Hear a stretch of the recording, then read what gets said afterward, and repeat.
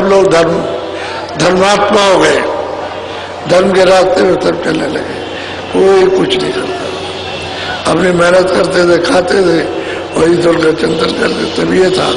अब बहुतायत संख्या बढ़ गई, अब इसमें ज्यादा तक पाप ही पाप होने लगा, पुण्य तो होता ही नहीं, पाप होता है। तो आप अगर उस इतिहास को उस समय का जरा सा ख्याल करें तो कुछ जानकार लोग उसको बताते हैं कि आप तो जानकार हो नहीं, क्योंकि ये परा विद्या से ये जाना जाता है, अपरा विद्या से कुछ नहीं जाना जाए। अपरा विद्या से तो अनुमान लगाओगे,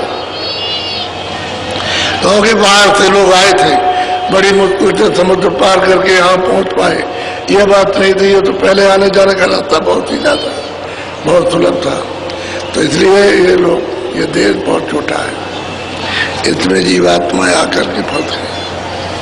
अब निकलने का कोई रास्ता रहा नहीं है, तो इनको सबको ले जाकर नरकों में बंद कर देगा वहाँ, और वहाँ मार लगाएगा तो कितने युग और कल में बीत जाएंगे वहाँ, तो निकलना वहाँ से नहीं हो सकता। अब अपने किए हुए कर्मों को भुगते रहो। अब महात्मा आते हैं तो बताते हैं कि भाई ये काम मत करो, बड़ा काम मत करो, अच्छा करो, आत्माओं को सबको सुख पहुंचाओ, दुख पाने की जरूरत नहीं है, सुख पहुंचाओ तो पुण्य हो जाएगा, और दुख दोगे तो ये पाप हो जाएगा। इसी पाप से फिर 84 मिलेगी, नरकों में पशु पंछियों की योनि में जाओगे, तो मनुष्य शरीर फिर मिलेगा नहीं। तो जो वो कहे उसको समझो, और जो मना करे उसको मान जाओ। तो उसमें किसका हित है? आप, उनका क्या हित है?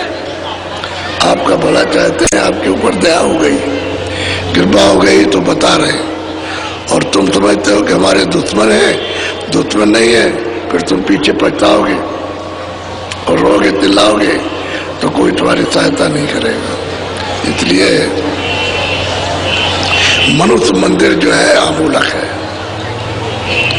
इसकी कोई कीमत नहीं है, लेकिन मिला है आपको किराए पर। किराए पर क्यों खड़े हो भाई? आप क्यों नहीं बैठते हो? खड़े क्यों है? आए हो सुनने के लिए, खड़े खड़े कर। चलो वहां सबको, वहां बैठो, जगह है।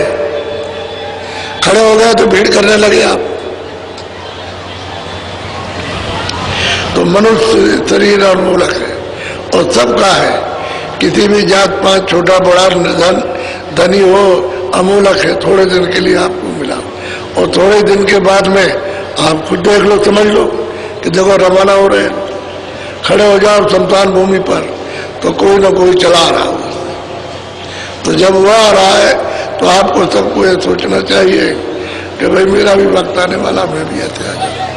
वही बात मैं भी कहता हूँ कि मैं तो किराए के मकान हूँ, समय पूरा हो जाएगा, मकान से निकाल दिए जाएंगे और उनका मकान अपना ले लेंगे, और सब सामान जो रखा है सब यहाँ रखवा लिया जाएगा, कुछ नहीं ले जाना दिया जाएगा। जब हम आपको अपने को कहते हैं तो आपको ये कहते हैं कि आप रहोगे, और सब सामान तुम्हारे साथ जाएगा, तो ये भूल हो जाएगी। अज्ञान है, कुछ नहीं जाएगा। ये काल का देश है, तो आपको यहाँ रहने नहीं देगा। ये चला चली का डेरा है, इसी चलते चलाते में आप कुछ अपना काम करो तो कर लिया, नहीं तो खाली जा रहे। इसलिए आए हो वो जीवात्मा के धन को कमाने के लिए, तो मनुष्य मंदिर में कमाई कर लो, महात्माओं से मिलो, उनसे रास्ता पूछो, पहले सत्संग सुनो, सुन करके जब तुमने ये जागृति आ जाए और बुद्धि में विवेक आए तो पूछो कि रास्ता कौन सा है। हम चलना चाहते हैं तो रास्ता बता देंगे, आप चल पड़ो। अरे भाई पहुंचाना तो घर ही में है, जो अपना देश है, अरे अपना स्थान है, अपना घर है, वहीं पहुंचाना, कि जहां से कभी निकाले नहीं जाओगे। एक दफे निकाल दिए गए तो आप कहीं के नहीं रहे। कितने घरों में आप वहां बंद होते रहे, लेकिन कोई घर आपका ना रहा, सबको आपने छोड़ दिया। तो एक दफे तो मालिक ने आपको दिया है, और अभी तक आप पहुंच नहीं पाए अपने घर में, और जो पहुंच गए लौट के कभी नहीं आएंगे। शुरू में आए वो पहुंच गए, वापस लौट गए, लेकिन बीच में जब आप इस लालच लोग में फंस गए। जब विधान बनाया कि तुमको अधिकार दिया, तुम जैसा चाहो वैसा करो, बस इसी में फंस गए और वो रास्ता छूट गया, नाम छूट गया, आधार टूट गया। अब मारे मारे फिरते हो, कोई रास्ता नहीं मिलता।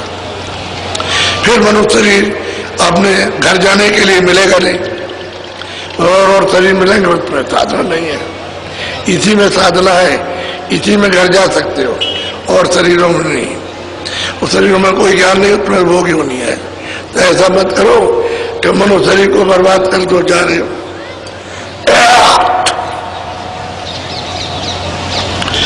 अब गोस्वामी जी महाराज अपने गांव से चलकर काशी पहुंचे। 25वां साल लगातार चले गए वहां। तो गए किस तरह से, उनका स्थित एक प्रेमी राजापुर में नौकरी करता था। किसी सेठ के यहाँ नाव द्वारा माल शहरों में पहुंचाते थे। जब लोग दर्शन करने के लिए उनका जाने लगे गांववासी, तो उसने पूछा भाई कहाँ जा रहे? कि एक महात्मा प्रकट हो गए, हम लोग उनका दर्शन करने जा रहे हैं। तो वो भी चल पड़ा कि भाई हम भी महात्मा का दर्शन कर आए। तो वहां गया, तो वहां दर्शन किया। तो जो सुनाते थे वो सुनता था, धीरे धीरे सुनता रहा, उसकी समझ में आ गया। पढ़ा लिखा कुछ था नहीं, सेठ या नौकरी करता था, माल सब रखता था, इतना तो जानता ही था, माल लाद के पहुंचाता था, उसका ये काम था। तो वहां वो सुनने लगा, सुनते सुनते जब उसका मन वहां रम गया और अच्छा लगने लगा, समझ में आने लगा, तो कभी कभी वहां 2-2, 3-3 घंटे रुक जाए। तो वहां जो लोग रहे कहे भाई अब जाओ, तुमने सुन लिया, बहुत देर हो गई, तो चला है। जहाँ वो रहता था वहाँ है, तो शाम को भी आ जाए, सुबह भी आ जाए, जब लोग दर्शन करें तब भी आ जाए, चला जाए फिर आ जाए लौट करके। उनकी बातों को सुनता था। धीरे धीरे धीरे धीरे उसको अवसर मिला कि चलो हमको मौका मिल जाए तो कुछ हम इनकी सेवा करें।